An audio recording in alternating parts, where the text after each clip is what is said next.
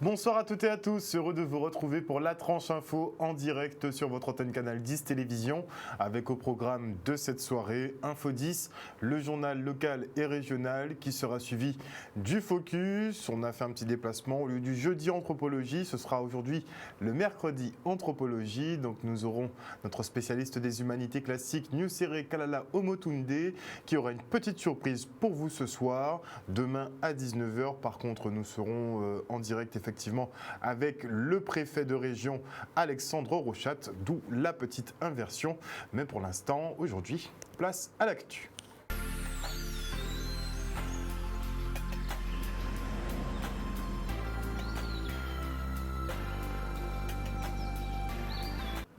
Nous sommes le mercredi 21 juillet 2021 et voici les titres de ce journal. Alors qu'il est encore débattu à l'Assemblée nationale, le pass sanitaire est déjà requis dans les lieux accueillants du public. Nous irons au jardin de Val-Ambrose et au Cinestar voir comment les professionnels intègrent la mesure. Puis la communauté haïtienne est exaspérée par le comportement de la préfecture qui complexifie les démarches. Nous recevrons Aladin Wilkens, porte-parole des ressortissants haïtiens de Guadeloupe. Et enfin, nous irons au village de la sécurité routière de la ville de Petit-Bourg. L'Assemblée nationale débat depuis 2 jours maintenant non-stop sur le projet de loi de crise sanitaire afin d'élargir les mesures restrictives, prolonger l'état d'urgence au 31 décembre 2021, mettre en place le pass sanitaire et instaurer la vaccination obligatoire. Pour le gouvernement, la 4e vague est là et c'est un véritable tsunami, ce qui visiblement le motive à agir dans l'urgence absolue en remettant systématiquement, en rejetant d'ailleurs systématiquement tous les amendements proposés par les députés. Ils en ont quand même 1200 à étudier jusqu'à ce soir minuit. En tout cas en Guadeloupe, le préfet lui fait part de ses inquiétudes quant à cette 4e vague, alors même qu'une seule personne a été admise en réanimation cette semaine. Une panique due à la recrudescence du nombre de cas qui s'élève à 280 cette semaine et des indicateurs qui augmentent sensiblement depuis 2 semaines maintenant. Pour Alexandre Rochat, la seule et unique solution pour s'en sortir, effectivement, c'est le même discours que le gouvernement, c'est le vaccin et lui seul. Inutile d'envisager d'autres options. Un projet pas tout à fait validé par les Guadeloupéens, puisque effectivement 75% d'entre eux refusent toujours de se le faire injecter. Une tendance que les autorités souhaite vivement inverser, notamment avec le retour du port du masque obligatoire à compter d'aujourd'hui et la présentation du pass sanitaire pour les activités festives, mais aussi pour la vie courante. Le reportage. Je crois qu'avant de parler des nouvelles mesures, je crois qu'il faut le dire à tout le monde. On est en train de rentrer dans la 4e vague, Covid. Celle qu'on ne voulait pas voir venir et celle qu'on redoutait évidemment, on est en train d'y rentrer petit à petit parce que là les chiffres de cette semaine montrent une augmentation de 36%, c'est-à-dire plus un tiers de cas positifs par rapport à la semaine dernière. Et donc il faut absolument qu'on prenne des mesures pour éviter d'aller plus loin. La première mesure qu'il va falloir prendre, c'est celle de la vaccination. Parce qu'il n'y a que cette solution pour passer au-delà de toutes ces vagues qui vont venir les unes après les autres tant qu'on n'aura pas une immunité collective. C'est vrai qu'on assiste à une dégradation dans la situation. Donc on avait toutes ces dernières semaines plutôt des raisons d'espérer une diminution forte du nombre de nouveaux cas et une diminution de l'épidémie. Eh bien non, depuis 2 semaines à peu près, ça monte tranquillement. Et puis là, entre la semaine dernière et cette semaine, on a eu une forte augmentation des nouveaux cas.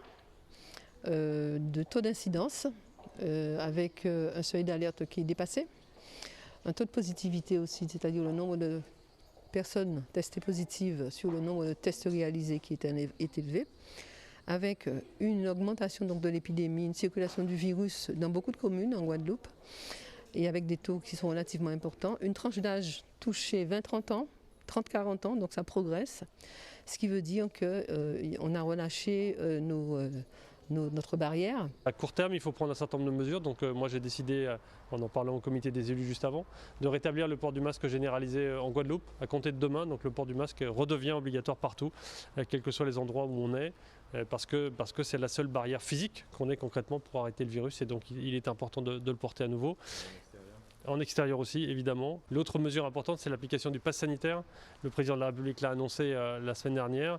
Il rentre en vigueur en Guadeloupe comme partout ailleurs sur le territoire national à compter de demain pour les activités et les lieux de culture, de spectacle, de loisirs. Donc on a un communiqué de presse qui fait la liste exacte de tous les établissements. On ne pourra rentrer et participer aux activités dans cet établissement quand il y aura plus de 50 personnes que si on a vérifié qu'on n'est pas contaminant ou contaminé par le Covid-19. C'est important pour la sécurité de tout le monde et pour tous ceux qui vont pouvoir participer à ces activités ou regarder ces spectacles. Un affolement dû à des indicateurs à la hausse, mais sans doute à cause peut-être de l'arrivée massive des vacanciers depuis quelques semaines et la recrudescence des tests, puisque pour entrer sur le territoire, tout le monde en fait, pour les quarantaines, il faut en faire. En tout cas, c'est une piste du Conseil scientifique local pour expliquer la montée des chiffres. Et notez que la Guadeloupe devrait passer en état d'urgence sanitaire dans quelques jours avec un couvre-feu en prime, comme nos amis de la Martinique, puisque le préfet l'a très bien souligné hier. Il a donc dit que si les chiffres continuaient à monter cette semaine, eh bien, état d'urgence sanitaire plus couvre-feu. Préparez-vous. Et bien que les débats ne soient pas encore terminés à l'Assemblée nationale, le pass sanitaire est déjà en application, incroyable. Au domaine de Valambreuse ou encore au Cinestar aux Abîmes, la législation relative au contrôle des clients est effective. Et surprise, certains Guadeloupéens ont déjà leur QR code et leur passe sanitaire. Mais si quelques-uns d'entre eux sont déjà équipés, les professionnels s'apprêtent tout de même à perdre 70% de leur clientèle. Un coup dur pour les finances déjà moribondes, et c'est sans compter les surcoûts engendrés pour opérer les contrôles sanitaires puisqu'ils restent à leur charge. L'État s'est désengagé là-dessus. Le reportage. Le pass sanitaire est obligatoire dès aujourd'hui. Il y a une réglementation qui a été mise en place par la préfecture à la demande de l'État. Oui, nous sommes obligés de le mettre en place dès aujourd'hui. Heureusement, beaucoup de gens quand même ont déjà un pass, que ce soit un schéma vaccinal complet ou carrément un test PCR avant de venir. Donc c'est déjà une bonne chose. Beaucoup de Guadeloupéens et de familles viennent nous visiter avec leur pass. L'annonce a été assez brutale et nous sommes les premiers en tant que lieu de culture à devoir la mettre en place. Donc le temps était très court, mais nous sommes prêts. Nous sommes prêts avec les téléphones mobiles, avec l'application anti-Covid Tous Vérif, qui nous permettra donc de vérifier le pass sanitaire de tout le monde. Mais nous continuons surtout d'accueillir tout le monde et nous avons donc jaugé nos salles à 49 personnes maximum, puisque vous savez que dans la limite de 49 spectateurs, nous pouvons accueillir des détenteurs de pass sanitaire, mais aussi des non-détenteurs de pass sanitaire. Donc nous accueillons tout le monde dans la limite des 49 spectateurs. Oui, ça va être terrible pour nous. Clairement, nous allons perdre au moins 70% de notre clientèle, de notre chiffre d'affaires. C'est la plus grosse saison de l'année pour nous et c'est là où on est frappé encore une fois par ce virus contre lequel malheureusement il faut qu'on se batte tous. On comprend la décision, on comprend la démarche. Par contre, c'est vrai que c'est le plus mauvais moment pour nous actuellement en pleine saison touristique. Les contrôles interviennent en plus, si vous voulez, de notre activité habituelle. Donc effectivement, les files d'attente seront certainement plus longues parce que nous n'avons pas les moyens d'embaucher plus de personnel. Donc effectivement, ça fera plus de files d'attente puisqu'il faut effectivement faire ces contrôles. Il a fallu aussi investir dans ce matériel pour pouvoir être à jour et prêt aujourd'hui. Donc tout cela sont des coûts, des charges que nous sommes seuls à supporter. Nous espérons que l'État nous aidera dans cette période et dans cette passe parce que nous respectons le protocole sanitaire. Nous mettons tout en œuvre pour respecter les annonces même de dernière minute. Nous espérons donc que nous serons suivis et aidés. Un reportage signé Stanley Manicor et Maxime Morel. Et en attendant effectivement la rentrée de septembre, Jean Castex a déjà pris les devants et annoncé aujourd'hui aux 13h de TF1 que la vaccination ne sera pas obligatoire pour les enfants de 12 à 17 ans, mais ils vont lancer des grosses campagnes incitatives dans les collèges et les lycées. Les enfants pourront même se faire vacciner dans leur établissement scolaire. Regardez. Toute notre stratégie depuis le début de la crise, entre autres choses, a consisté à veiller à ce que les enfants de France soient le plus possible scolarisés. Et depuis mars 2020 que dure cette épidémie, je crois qu'on est dans les 3 pays au monde qui ont permis à ces enfants d'aller le plus possible à l'école, au collège, au lycée. Alors on ne va pas dire maintenant, si vous n'êtes pas vacciné, d'autant que certains n'y peuvent rien s'ils ne sont pas encore vaccinés, on va vous priver d'école. Donc pas de passe sanitaire dans les établissements scolaires. Nous avons prévu qu'au mois de septembre, nous allons mettre le paquet dans les collèges et dans les lycées pour vacciner tous les enfants de 12-17 ans qui ne l'auront pas été Pas en dessous. Pas en dessous. Ah, ça dépend de l'avis des autorités sanitaires. Nous allons mettre en place des dispositifs allant vers eux, dans les établissements, dès la rentrée scolaire. Vaccination à l'intérieur même des écoles, des collèges. Et le ministre de l'Éducation nationale, comme sa collègue des universités, auront l'occasion dans les prochains jours de préciser ce dispositif. Donc lancement de la campagne vaccinale pour les adolescents de 12 à 17 ans à compter de cette rentrée de septembre. Et vous avez entendu donc le Premier ministre qui n'exclut pas une vaccination pour les enfants encore plus jeunes. On verra ce que ça donne. Et maintenant, je reçois Aladin Wilkens, qui est porte-parole des ressortissants haïtiens de Guadeloupe. Bonsoir, monsieur Wilkens. Bonsoir. Alors dernièrement, je recevais justement, on diffusait un reportage avec monsieur Désir, il y avait une mobilisation devant la sous-préfecture de Pointe-à-Pitre, beaucoup de problèmes administratifs, même pour prendre un rendez-vous, ça semble ultra compliqué et visiblement ça ne s'arrange pas. Ça ne s'arrange pas du tout, compte tenu de ce qui s'est passé en Haïti il y a quelques jours de cela, suite à à l'assassinat sauvage d'un président. Ça ne s'arrange pas du tout, donc c'est dans ce but-là, nous, un ensemble de ressortissants haïtiens, nous avons formé un groupe pour manifester notre désarroi quelque part face à la situation actuelle de notre pays de cœur. Voilà, donc nous allons organiser dès demain une manifestation, c'est une veillée funèbre qui se passera à l'esplanade Félix Proto aux Abîmes. Nous profitons de cette occasion pour inviter tout le monde, bien évidemment, et cela, quand je dis tout le monde, c'est pas des ressortissants haïtiens, des originaires d'Haïti ou quoi que ce soit. Je pense que ce problème, c'est un problème mondial qui concerne tous les afro-descendants, si je peux m'exprimer ainsi. Et nous profitons de cette occasion pour inciter tout le monde à prendre ses responsabilités, à comprendre, à s'intéresser à ce qui se passe dans ce pays, parce que ce qui se passe là-bas concerne tout le monde et partout dans le monde, parce que les résultats se font sentir partout dans le monde, quoi. Dans tous les cas. Alors justement, quelles sont les répercussions de l'instabilité politique actuelle ? Les répercussions sont... Est-ce que les ambassades tournent bien ? Est-ce que tout tourne bien ? Les ambassades tournent bien. Rien ne tourne en réalité dans un pays où les gens, selon les peu d'informations fiables que l'on a, si je peux me permettre, où les gens ne peuvent pas circuler librement, puisqu'il ne faut pas oublier qu'avant ce drame, il y avait une situation d'insécurité assez importante dans le pays, qu'on ne pouvait résorber. Je ne pense pas que quoi que ce soit fonctionne correctement dans le pays. C'est peut-être l'occasion de redémarrer dans les règles, pour qu'enfin ce pays retrouve sa position dans le monde, parce que historiquement parlant, je ne vais rappeler à personne la place d'Haïti dans l'histoire. De toute façon, première république noire, un modèle, instable soit, mais un modèle quand même. On va en revenir en local, puisque effectivement on parlait de ces soucis avec la préfecture. Est-ce qu'on peut avoir plus de détails ? Là, ça rentre dans le domaine étatique français, donc nous n'avons pas plus d'informations, sinon que nous subissions la situation en soi. Nous n'avons pas plus d'informations que cela, puisque c'est une question d'organisation, des rendez-vous que les ressortissants, et cela, ça concerne tout le monde, doivent prendre sur un site internet qui ne fonctionne pas nécessairement toujours, des associations qui accaparent les quelques places qui sont disponibles et qui les revendent sur le marché. Ah, il y a des reventes de places. Des reventes de places carrément sur le marché. On pourrait éviter ce système de grande queue d'attente.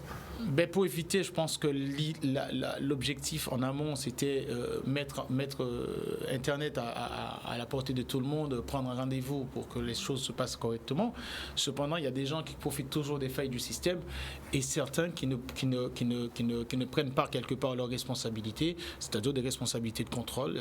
Je ne sais pas s'il y a une place, on est quand même en France, une place pour régler des problématiques simples doivent être monnayées. Je ne pense pas que ce soit logique. La profitation, comme on dit. C'est encore une façon de... Oui, c'est encore de la profitation. Voilà. Alors, quelle solution vous pouvez proposer justement à la communauté, aux ressortissants haïtiens ? Mais nous subissons, comme je le dis en amont, nous subissons la situation. Nous ne pouvons proposer des solutions à cette communauté, sinon que de crier notre désarroi encore une fois à l'État français, aux représentants étatiques français, pour qu'enfin ils fassent respecter les droits de tout le monde. Je pense que c'est aussi simple que ça. Je rappelle encore une fois, nous sommes en France, il y a des pratiques qui sont particulières, surtout dans la région pointoise. Il serait temps que les autorités prennent en compte ces pratiques-là et, je ne sais pas, rendre à la Guadeloupe ce côté accueillant qu'elle a toujours eu, qu'on n'ait pas l'impression d'exclure des personnes ou que des gens qui sont un peu à l'écart de cette société. Rappelons, je n'ai pas envie de rappeler depuis combien d'années que l'haïtien est implanté en Guadeloupe. Je pense que l'haïtien aujourd'hui fait partie du paysage de la Guadeloupe et cela part avec l'immigration depuis l'histoire et depuis toujours. Rappelons que nous venons tous du même endroit. On est d'accord. Mais l'hospitalité à la française, c'est pas forcément l'hospitalité à la guadeloupéenne. L'hospitalité à la guadeloupéenne, bien évidemment, ce n'est pas l'hospitalité à la française. Nous n'avons, moi, à titre personnel, je n'ai pas à en redire sur l'hospitalité guadeloupéenne. Nous avons une culture qui est commune, qui est très proche d'ailleurs. Voilà, nous savons accueillir, nous avons notre approche de l'homme, de l'humain. Cependant, nous avons aussi l'appareil administratif derrière. Il faut respecter les règles. L'accueil à la française. À la française. Voilà. À remplir beaucoup de documents. À remplir des documents et une lenteur de traitement en Guadeloupe qui est, j'ai envie de dire, peut-être un peu spécifique. On va redonner justement le lieu et l'heure du rendez-vous pour demain. Je rappelle donc la manifestation se tient demain à 18h à l'esplanade Félix Proto aux Abîmes.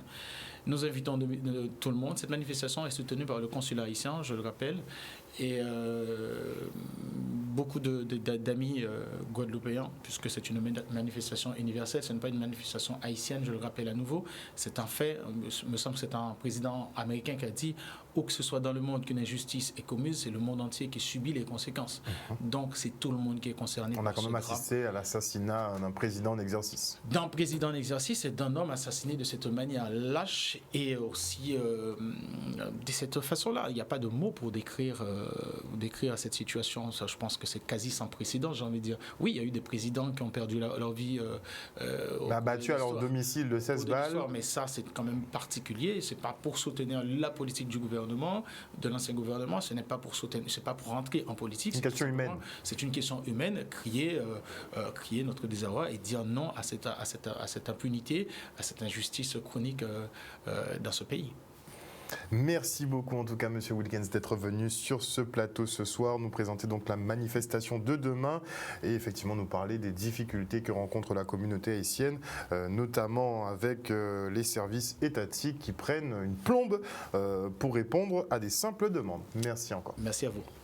Et on part maintenant au village de la sécurité routière de la ville de Petit-Bourg.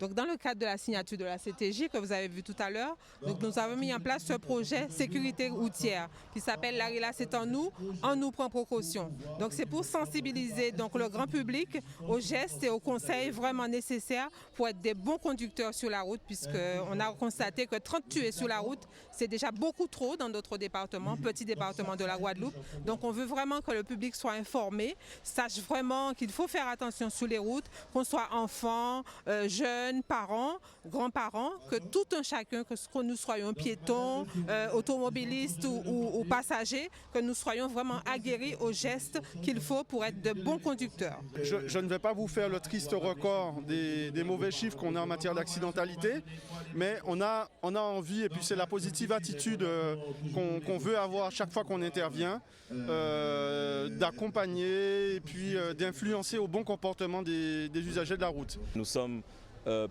plusieurs types d'usagers sur un domaine routier et il est bien fréquent que l'un ne respecte pas le droit de l'autre. Autant le piéton ne respecte pas le droit de l'automobiliste, vice-versa. Aujourd'hui, nous avons plein d'enfants sur cette journée. Et c'est très bien comme ça, puisque c'est l'avenir aussi. Non seulement c'est l'avenir, mais les enfants aussi aident les adultes à se corriger. Et donc c'est un public très favori pour sensibiliser sur la conduite à avoir sur nos routes. Le nouveau maire de la ville de Petit-Bourg, en l'occurrence David Nébor, a signé un partenariat avec la caisse d'allocation familiale. Il s'agit pour eux de mettre en place des instances d'accueil et d'accompagnement à destination des familles dans le besoin, mais au plus près d'eux. Le reportage. Il s'agit pour nous de non seulement renouveler un partenariat, mais d'initier une nouvelle dynamique dans ce partenariat avec la CAF. Et nous savons que le développement du territoire de Petit-Bourg consiste à prendre en compte tous les aspects, la diversité de notre territoire, mais aussi tous les publics. Les familles sont en crise, les familles sont dans le besoin. Il est important pour nous de nous donner des meilleurs moyens et une méthode nouvelle qui, à travers ce partenariat, nous permettront d'être plus efficaces. Effectivement, un dispositif novateur, notre président l'a dit tout à l'heure. Nous avions donc un contrat territorial global signé il y a 4 ans et maintenant nous sommes à 8 et nous avons l'ambition d'ici la fin de notre contrat d'objectifs et de gestion, donc fin 2022, d'avoir l'ensemble du territoire couvert par un contrat territorial global. Dans le contrat territorial global, l'ensemble de nos politiques sont concernées et notamment, et c'est une des grandes nouveautés, notre politique d'accès aux droits. C'est notre métier de base et il est important que nous donnions à tous nos concitoyens les droits auxquels ils peuvent faire valoir. Donc c'est nouveau. Et il faut comprendre que pourquoi ça rentre dans les contrats territoriaux globaux, c'est qu'il faut aller vers la population.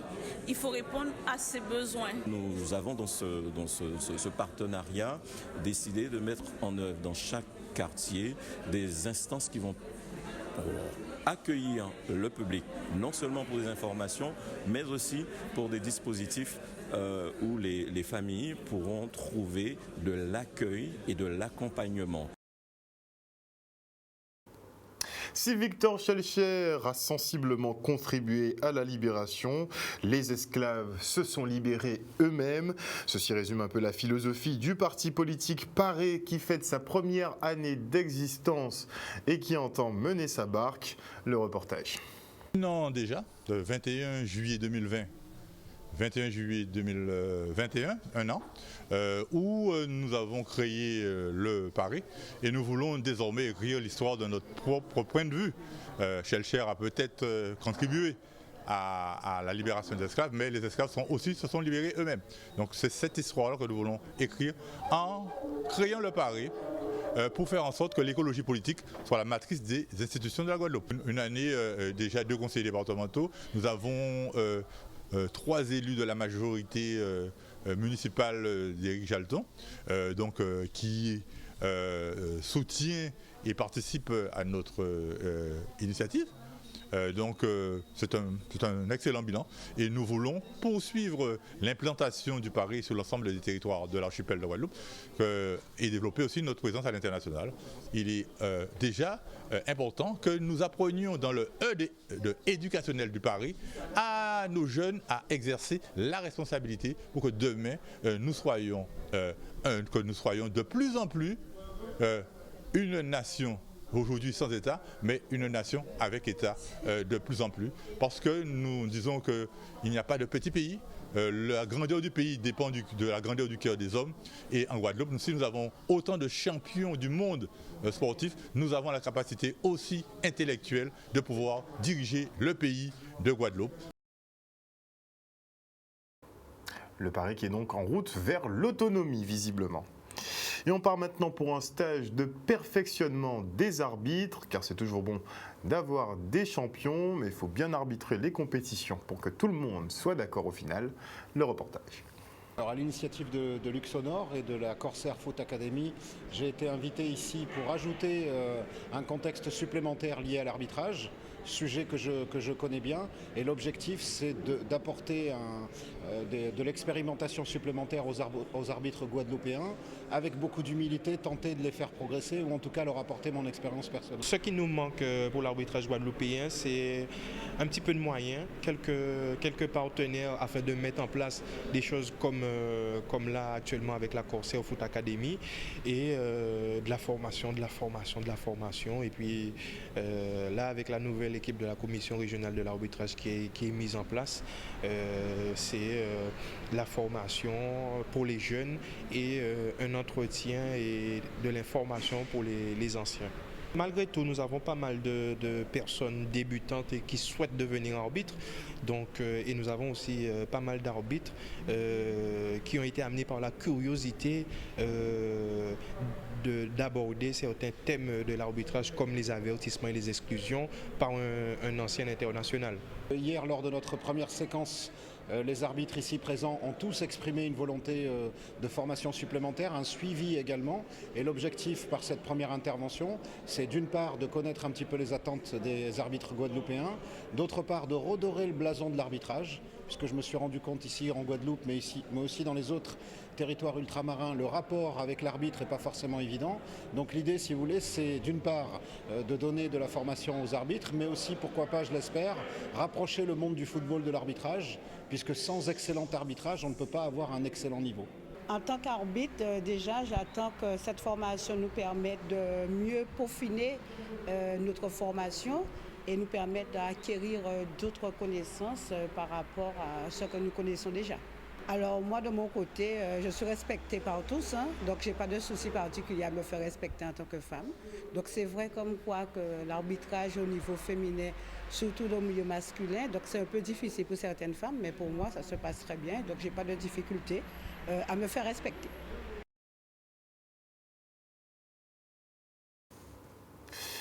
Et lors des petites finales, les Guadaboys se sont inclinés face au Suriname. Et s'ils se sont très bien battus, avec un but partout en première période, et bien nos champions ont encaissé la marque de trop à la 78e minute. En tout cas, il y avait pas mal de rebondissements. Regardez. Blighter next to him. Chip to the backside, wide. It is Hobbs. He curls it in. It's off the crossbar. He's played every minute of the tournament so far.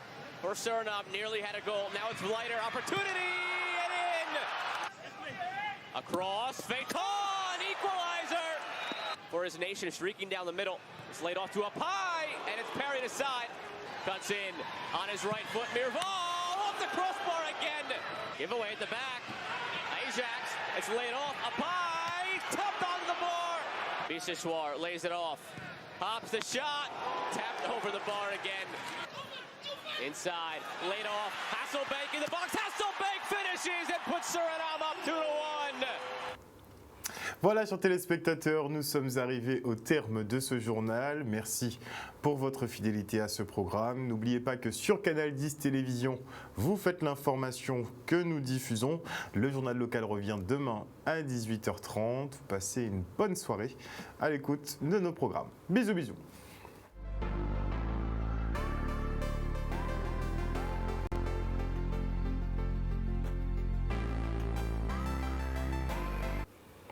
À venir dans la tranche info sur Canal 10, c'est le Focus. Et ce soir, je recevrai Nusere Kalala Omotunde. On a eu un petit couac sur l'horaire, on aura un petit peu de retard, mais ne vous inquiétez pas, il ne va pas tarder. Il aura une invitée surprise, si on arrive à caler ça bien. Et avant la coupure pub, je dis bonsoir à Johanna Bon, bonsoir à Teddy Bamberg, bonsoir au général Franck Abar, bonsoir à Don Luciano, bonsoir à Marie-Hélène Borès, bonsoir à Esther Winston, bonsoir à Mieli Pop, Pops, bonsoir à Maude Petitpas, bonsoir à Claudie Giraud-Girard, bonsoir à Denise Chéry, bonsoir à tous ceux qui nous regardent. Les vœux de Monsieur Nebor sont... Ah, j'ai pas tout compris. On va voir ça tout à l'heure. On se quitte pour une petite page de publicité et on revient pour le mercredi anthropologie.